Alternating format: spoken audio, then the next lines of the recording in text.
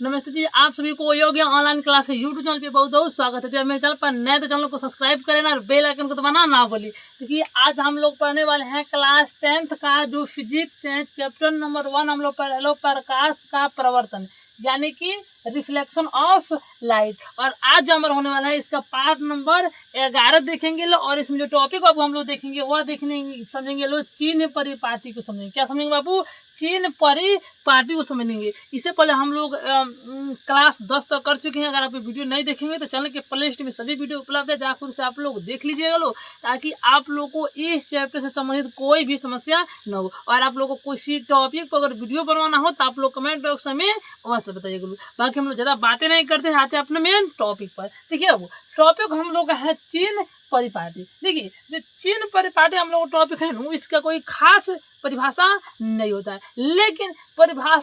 लेकिन इसका कुछ नियम होता है। कुछ नियम हम लोग को पढ़ना होता है, जिस नियम को आज हम लोग पढ़ने की प्रयास करेंगे। आइए देखिए, कहता है कि चिन्ह परिपाटी का नियम। सबसे पहले आप लोग बता दे कि अगर हम लोग को एक दर्पण बना लेते हैं लो, कहते हैं अब एक हम लोग दर्पण बना लेते हैं लो, ठीक है, दर्पण बना लेते हैं। और आप लोग को मालूम होगा कि दर्पण के बीच में एक बिंदु होता है, जिसे हम लोग क्या बोलते हैं बाबू? जिसे हम लोग ध्रुव कहते हैं। दर्पण के बीच में एक बिंदु होता है जिसे हम लोग ध्रुव, यानी कि शॉर्टकट में इसे पी भी कहते हैं, ठीक है बाबू। और एक बात आप लोग यहाँ पर हम लोग समझना है, चिन्ह परिपाटी क्या कहते हैं हम लोग को?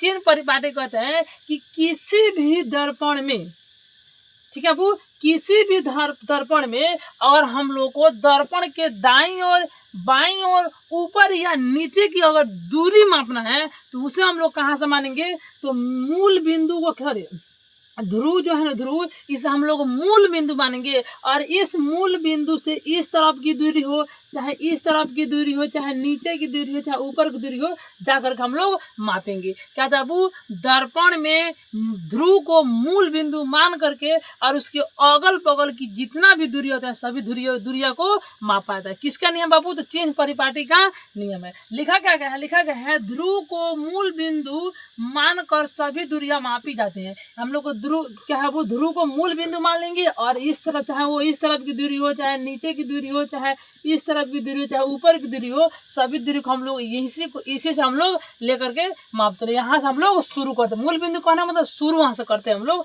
देखिए आय कहता है कि दर्पण के बाईं ओर की सभी वस्तुएं ऋणात्मक होती है। यानी कि बाबू मान के चलते हैं कि हम लोग क्या बाबू, तो मान चले कि हम लोग का एक दर्पण हो गया। इस तरीके से क्या बाबू, हम लोग का एक दर्पण हो गया, ठीक है, ये हम लोग को दर्पण हो गया। देखिए वो दर्पण के आप लोग एक चीज हम लोग को आप जानते हैं लोग कि दर्पण के जो इस तरफ का जो एरिया है ये हम लोग को बाई एरिया कहती, बाई एरिया हो गया। और इस तरफ जो एरिया होता है यह हम लोग होता है दाई। दाई मतलब दाहिना और बाई मतलब बाया। ये हम लोग बाई क्षेत्र हो गया, ये हम लोग को दाई क्षेत्र हो गया। तो देखिए दर्पण के जो बाई ओर का जो क्षेत्र होता है बाबू, जो बाई ओर का क्षेत्र होता है यह हम लोग को ऋणात्मक होता है। क्या होता है बाबू? ऋणात्मक होता है। और दर्पण के दाईं ओर जो क्षेत्र होता है यह हम लोग होते हैं धनात्मक।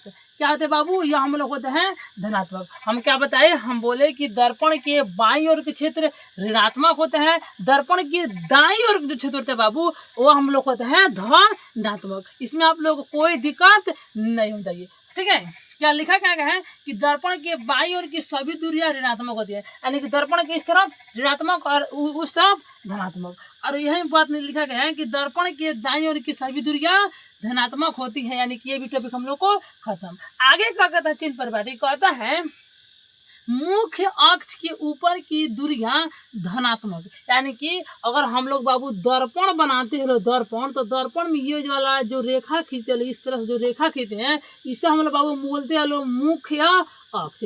क्या बोलते हैं बाबू? इसे बोलते हैं हम लोग मुख्य अक्ष। और देखिए इस मुख्य अक्ष की ऊपर के जो दूरी होता है, ऊपर वाला जो दूरी होता है, ऊपर वाला बाबू जो दूरी होता है इस तरफ का, ये वाला जो ऊपर वाला जो दूरी होता है, ये जो दूरी क्या था बाबू? तो ये दूरी जो हम लोग होता है यह होता है धनात्मक होता है। क्या होता है बाबू? तो ऊपर का दूरी धनात्मक होता है। मुख्य दर्पण में मुख्य अक्ष के ऊपर की जो दूरी होता है बाबू जो हम लोग को धनात्मक होता है। और जो नीचे की दूरी होता है बाबू, नीचे की जो दूरी होता है, नीचे की जो दूरी होता है बाबू वो हम लोग को ऋणात्मक होता है। क्या था बाबू? ऋणात्मक होता है। किसी भी दर्पण में मुख्य अक्ष के ऊपर की दूरी धनात्मक, नीचे की दूरी ऋणात्मक होता है। समझ में आ गया जी? इसमें आप लोगों को कोई दिक्कत नहीं होगा। अगर बाबू आप लोगों को कोई भी दिक्कत होगा तो आप हमें अवश्य बताइएगा लोग। अगर आपको किसी भी टॉपिक और वीडियो बनाना हो या कोई भी प्रश्न पूछना हो तो आप कमेंट बॉक्स में अवश्य बताइए। आपके उस प्रश्न का रिप्लाई देने का अवश्य हम प्रयास करेंगे। ठीक है जी? आइए आगे कहता है कि वस्तु को हमेशा दर्पण के बाईं ओर रखा जाता है। बाबू आप लोग हमेशा के लिए दिमाग में पूरा ठूस लीजिए, पूरे जो स्क्रू से नट खोल कर उसमें ठूस लीजिए कि जब हम लोग दर्पण में वस्तु को रखेंगे तो हमेशा दर्पण के बाईं ओर रखेंगे। क्या करेंगे बाबू? जब हम लोग दर्पण में वस्तु को रखेंगे तो हमेशा दर्पण के बाईं ओर वस्तु को रखा जाता है। किस ओर रखा जाता है बाबू? तो दर्पण के बाईं ओर वस्तु को रखा जाता है। अच्छा बाबू एक बात आप लोग बताइए, इसे हम मिटा लेते हैं पहले। क्या बाबू? इसे हम लोग मिटा लेते हैं। हम लोग जानते हैं लोग कि इस तरह का अगर हम लोग अवतल दर्पण जो होते हैं, अवतल दर्पण में होता है हम लोग को इस तरीके से। ठीक है? ये हम लोग होते हैं पी, इस तरीके से हम लोग होते हैं मुख्य अक्ष। यहाँ पर हम लोग होते हैं बाबू फोकस, यहाँ पर हम लोग होते हैं क्या था बाबू? तो यहाँ पर हम लोग होते हैं वक्रता केंद्र।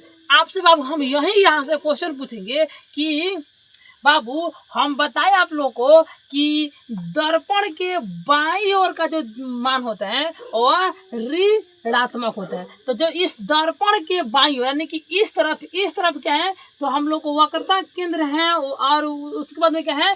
फोकस भी है, फोकस दूरी भी है। तो आप लोग बताइए कि वक्रता केंद्र फोकस दूरी यह हम लोग को धनात्मक होगा ऋणात्मक? कि स्वर जो हम लोग का फोकस और वक्रता केंद्र है या वक्रता त्रिज्या है नु, ये दर्पणवा के बाईं ओर है और बाईं ओर जितना भी चीज होगा नु जी सब का सब ऋणात्मक होगा। यानी कि ये सभी हम लोग का ऋणात्मक होता है। अच्छा हम एक बात और पूछेंगे कि जब हम लोग दर्पण में वस्तुओं को दर्पण के बाईं ओर रखते हैं, किस बाबू? दर्पण के बाईं ओर रखते हैं तो जो वस्तुआ होगा क्या बाबू? जो हम लोग का वस्तुआ होगा वह धनात्मक होगा कि ऋणात्मक? स्वर जब दर्पण के बाईं ओर रखेंगे तो वस्तुआ हम लोग कैसा होगा बाबू? तो वस्तुआ भी हम लोग हो जाएगा ऋणात्मक। क्या ऐसा वस्तु होगा बाबू? तो ऋणात्मक वस्तु होगा। ऐसा वस्तु होगा बाबू? ऋणात्मक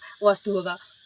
उसके बाद आप लोग बता देते हैं बाबू कि यहाँ ये हम लोग हो गया फोकस दूरी, फोकस हो गया, और ये हम लोग हो गया ध्रुव। हम लोग फोकस से ध्रुव के बीच की जो दूरी होता है बाबू इसे हम लोग बोलते हैं लो फोकस दूरी। क्या बोलते हैं बाबू? इसे हम लोग बोलते हैं लो फोकस दूरी। ठीक है? अतः फोकस दूरी हम लोग क्या बाबू? तो यह भी हम लोग का ऋणात्मक हो जाएगा। यह हम लोग हो गया वक्रता केंद्र, और वक्रता केंद्र से ध्रुव के बीच की दूरी बाबू हम बोलते हैं लो वक्रता त्रिज्या, और वक्रता त्रिज्या भी यहाँ पर क्या बाबू? तो वह भी हम लोग को ऋणात्मक हुआ। यानी कि बाबू आप लोग इसमें कोई भी समस्या नहीं होनी चाहिए। यहाँ से क्वेश्चन क्या बनेगा? क्वेश्चन ऐसे बनेगा कि दर्पण के बाईं ओर की वस्तुएं धनात्मक होती हैं कि ऋणात्मक होती है बाबू? तो बाईं ओर धनात्मक होती हैं, असल ऋणात्मक होती है। या दूसरा का क्वेश्चन इसी आधार पूछेगा कि दर्पण के सामने यानी कि उसके आगे का जो वस्तु होता है, आगे की जो दूरी होता है क्या था बाबू? तो यह भी हमेशा ऋणात्मक होता है। और इस तरह मानते हैं हम लोग पीछे। देखिए बाईं ओर को हम लोग मानते हैं लो आगे, ठीक है बाबू, और इसे हम लोग मानते हैं लो पीछे। तो दर्पण के आगे का वस्तु ऋणात्मक, पीछे की पूरा चीज धनात्मक होता है। ठीक है बाबू? अगर आप लोग इसमें कोई भी समस्या है तो आप हमें अवश्य सूचित करें। अगर समझ में आ गया तो वीडियो को लाइक ठोक दीजिएगा लो। ठीक है? बाकी आप लोग को किस टॉपिक का वीडियो बनवाना है कमेंट बॉक्स में जरूर बताएं।